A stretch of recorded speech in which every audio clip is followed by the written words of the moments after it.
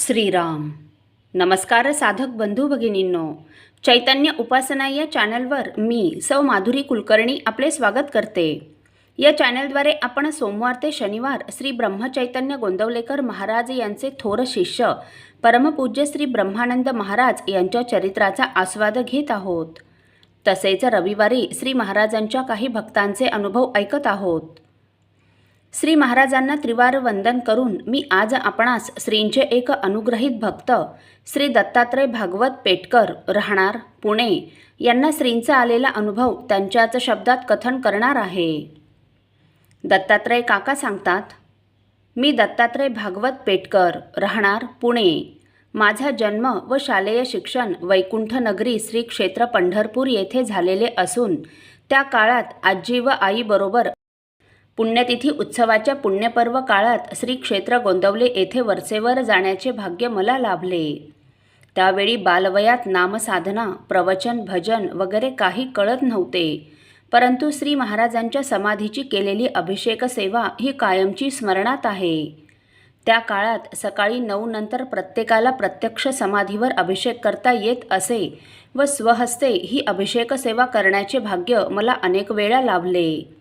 आज आत्ताच्या काळात श्री महाराजांच्या समाधीचे समोरून दर्शन घेत असताना तो अभिषेक प्रसंग आठवतो व स्वहस्ते सेवा करायला मिळणारे आपण किती भाग्यवान आहोत असे वाटून जाते. श्री महाराज किती कृपाळू आहेत की त्यांच्याच इच्छेने त्यांच्या या लेकराकडून अभिषेक सेवा घडू शकली. खरंच आपण केवळ निमित्त मात्र असतो, त्यांच्याच इच्छेने सर्व होत असते. असो, आता आपण श्रींच्या मला आलेल्या अनुभवाकडे वळू. सन 1980चा नोव्हेंबर-डिसेंबरचा महिना असावा.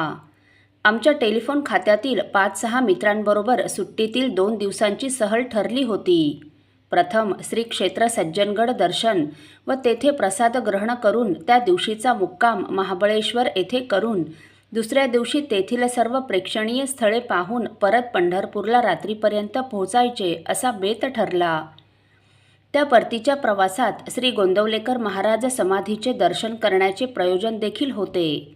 नियोजनाप्रमाणे सहल आटोपल्यावर परतीच्या वेळी आम्ही संध्याकाळी 6:30च्या सुमारास श्री क्षेत्र गोंदवले येथे पोहोचलो.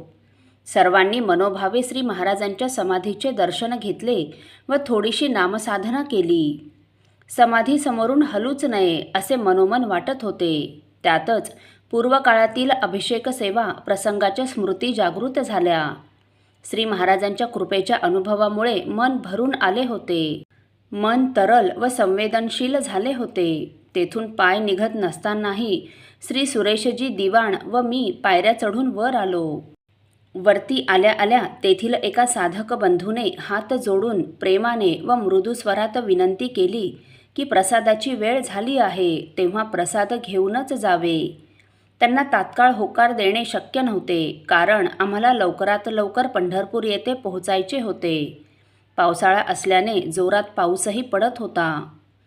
रस्त्यातील ओढे नाले भरून वाहत होते.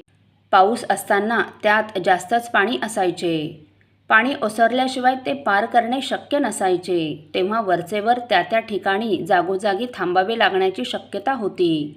त्यामुळे प्रवासाला उशीर होणार होता. आजच्या सारखे त्या काळी ओढे नाले यावर पूल झालेले नव्हते, परंतु त्या साधकांनी प्रसाद घेऊन जाण्याची मनापासून केलेली विनंती अव्हेरणे हे मनाला खटकत होते. श्री महाराजांच्या दरबारात प्रसाद नाकारणे हेही योग्य नव्हते. म्हणून त्यावेळी आम्ही दोघांनी यावर उपाय काढला की प्रत्यक्ष प्रसाद घेण्याऐवजी केवळ तेथील त्यावेळच्या प्रसादाचे दर्शन घ्यावयाचे. तो प्रसाद डोळ्यांनी पाहावयाचा, म्हणजे आपोआप प्रसाद ग्रहण केल्यासारखेच होईल. म्हणून प्रसादाचे दर्शन घेण्यासाठी आम्ही दोघेच भोजनगृहाकडे निघालो. आईसाहेबांच्या मंदिराजवळील सध्याच्या श्री ब्रह्मानंद कोठीत त्या काळी भोजनगृह होते. तेथे पंगत वाढली जात असे. तेथे पोहोचल्यावर बाहेर उभे राहूनच तेथील प्रसाद बघण्यासाठी आम्ही दारातून आत डोकावत होतो. प्रसाद दिसण्याची वाट बघत होतो. तेवढ्यात श्री महाराज सदृश्य एक सोवळ्यातील व्यक्ती आतून लगबगीने आमच्याकडेच आली व आम्हाला म्हणाले, चला चला लवकर, पंगत बसली आहे, पाने वाढली आहेत. त्यावर आम्हाला प्रसादाचे नुसते दर्शन घ्यावयाचे आहे असे आम्ही त्यांना सांगण्याचा प्रयत्न करत होतो. पण ते व्यक्ती करेपर्यंत अथवा ते न ऐकताच घाईघाईने त्यांनी फरमान सोडले की चला, पंगत खोळंबली आहे, 2 पाने रिकामी आहेत. त्यांच्या शब्दात एक प्रकारची आज्ञा होती, पूर्ण स्वामित्व होते. विशेष म्हणजे स्पष्टपणे व अधिकारवाणीने दिलेले निर्देश होते. तरीही प्रेमाचा, मायेचा ओलावा होता, वात्सल्याचा, ममतेचा सुगंध होता. पंगत खोळंबली आहे आणि 2च पाने शिल्लक आहेत, हेही सूचक वक्तव्य होते. आणि त्याच वेळी लोहचुंबकाच्या आकर्षणासारखे आम्ही दोघेही भोजनगृहाकडे आकर्षिलो गेलो. अक्षरशः त्या हॉलकडे खेचलो गेलो. काही बोलण्यास वाचा फुटेना, आकर्षणामुळे पाय माघारीही वळेनात. मन स्तंभित झाले होते. त्यामुळेच ती झालेली आज्ञा आम्ही मोडू शकलो नाही व भोजनगृहात आज्ञाधारक मुलांसारखे प्रवेश करते झालो.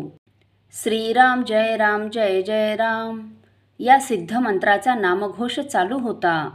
आत खरोखरच पंगत पूर्णपणे वाढलेली होती आणि आश्चर्याची गोष्ट म्हणजे फक्त आणि फक्त 2च पाने शिल्लक होती.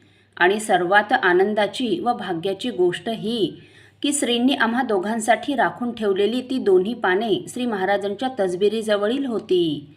त्यावेळी श्री महाराजांचा एक भला मोठा फोटो जमिनीवरच एका भिंतीच्या मधोमध ठेवलेला असायचा. त्यावर लाईटचा प्रकाश झोत सोडलेला होता.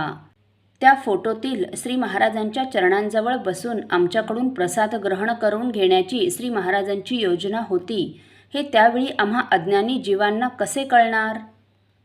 हा प्रसंग अद्भुत आणि अचंबित करणारा होता.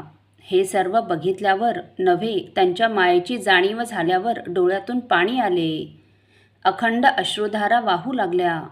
श्री महाराजांची कृपा व प्रेम यामुळेच त्यांच्या चरणांजवळ बसून प्रसाद ग्रहण करताना, किंबहुना तो प्रसाद श्री महाराज स्वतः मला प्रेमाने भरवत आहेत, असाच भास मला त्यावेळी होऊन अंतःकरण आनंदाने भरून गेले. खरोखरच भोजनगृहात पाऊल ठेवल्यानंतर भानच राहिले नाही. मी माझा नव्हतोच. कळसूत्री बाहुल्यांप्रमाणे सर्व क्रिया चालल्या होत्या. सूत्रधार हे श्री महाराजच होते. नव्हे, आत्तासुद्धा तेच सूत्रधार आहेत, याबद्दल कुठलीही शंका मनामध्ये नाही. वास्तविक या प्रसंगाचे वर्णन करणे केवळ अशक्य आहे. शब्द अपुरे पडतात. नव्हे, शब्दांना अर्थच उरत नाही. केवळ आणि केवळ अनुभूती. त्यांच्या प्रेमाचा अनुभव घेता येणे हेच फक्त आपल्या हाती असते. श्री महाराजांच्या समाधीसमोर झालेली भावविभोर अवस्था, नंतर भाविक साधकाने हात जोडून केलेली कळकळीची विनंती, भोजनगृहापाशी झालेली आज्ञा, भोजनगृहाकडे आकर्षिले जाणे आणि श्री महाराजांच्या चरणांपाशी मिळालेल्या 2च जागा, या सर्व गोष्टी योगायोगाच्या मुळीच नाहीत, सहजच घडल्यात असेही नाही, तर हे सर्व श्री महाराजांच्या योजनेनुसारच व त्यांच्याच कृपेने घडले, यात मुळीच शंका नाही. आजही 71 ओलांडल्यानंतरही अंगप्रत्यंग रोमांचित करणाऱ्या त्या प्रसंगाची आठवण होते व वाटते त्यावेळच्या प्रमाणेच श्री महाराजांनी सदैव त्यांच्याच चरणांपाशी आसरा द्यावा, ही इच्छा मनामध्ये धरू इच्छितो. किंबहुना तसा माझा हट्टही आहे. त्यासाठी त्यांच्या चरणांशी लीन होऊन सदैव नतमस्तक राहीन. श्रीराम समर्थ. साधकजन हो, श्री दत्तात्रय काकांचे भाग्य असे की अगदी लहानपणीच त्यांना अनेक वेळा प्रत्यक्ष श्रींच्या समाधीवर अभिषेक करता आला, किंबहुना श्रींनीच करून घेतला. अर्थात श्रींचे त्यांच्यावर विशेष प्रेम असावे असे दिसते. पुढे ऑफिसमधील मित्रांबरोबर गोंदवले येथे जाण्याचा योग आला व प्रसादाचा विषय निघताच घरी परत जाण्यास उशीर होईल या विचाराने त्यांनी व त्यांच्या मित्राने प्रसादाचे नुसते दर्शन घेऊन निघण्याचा बेत केला. परंतु जो श्रींच्या दरबारात प्रवेश करता झाला त्याला श्री महाराज उपाशी कसे पाठवतील सांगा. अन्नदान ही तर गोंदवल्याची संस्कृतीच आहे. अर्थातच त्या दिवशी भेटलेल्या त्या 2 व्यक्ती, प्रथम प्रसादाची विनंती करणारे एक साधक व दुसरे अधिकारवाणीने पण तितक्याच प्रेमाने, चला पंगत खोळंबली आहे, 2 पाने रिकामी आहेत, असे सांगणारे सोवळ्यातील ते सद्गृहस्थ हे दुसरे तिसरे कोणी नसून प्रत्यक्ष श्री महाराजच होते, यावर काकांचा ठाम विश्वास आहे. वस्तुतः श्री सर्वांना आग्रह करून करून जेवायला घालण्याचे कारण असे की अन्नाने बुद्धी तयार होते. संताच्या घरचे अन्न सेवन केल्याने साधनाला जोर येतो, एवढी शक्ती त्यात भरलेली असते. म्हणूनच श्री म्हणतात, संतांच्या घरचे अन्न मागून घ्यावे. जसे संताच्या घरच्या अन्नाचे महत्त्व आहे, तशीच सत्संगतीची, संत सहवासाची, त्यांच्या चरणधुलीची महत्ता आहे. म्हणूनच तर संतश्रेष्ठ तुकाराम महाराज त्यांच्या एका अप्रतिम अभंगात लिहितात, सेवीन उच्छिष्ट लोळेन अंगणी, वैष्णवांचे न्हाणी होईन किडा. ऐसे जन्म आता मज देई देवा, आवडी हे जीवा सर्व काळ.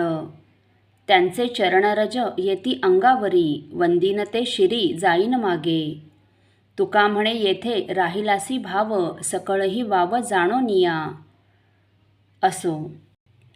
साधक हो, आपल्यापैकी कोणा श्रींच्या भक्तांना श्रींचे असेच काही अनुभव आले असतील तर इतर साधकांचे श्री महाराजांवरील व त्यांचा प्राण असलेल्या नामावरील प्रेम वृद्धिंगत व्हावेत, या पवित्र हेतूने आपण मला ते 9422843253 अथवा सुनील दादांच्या 9892608401 या व्हॉट्सअप नंबरवर कळवावेत, अशी नम्र विनंती.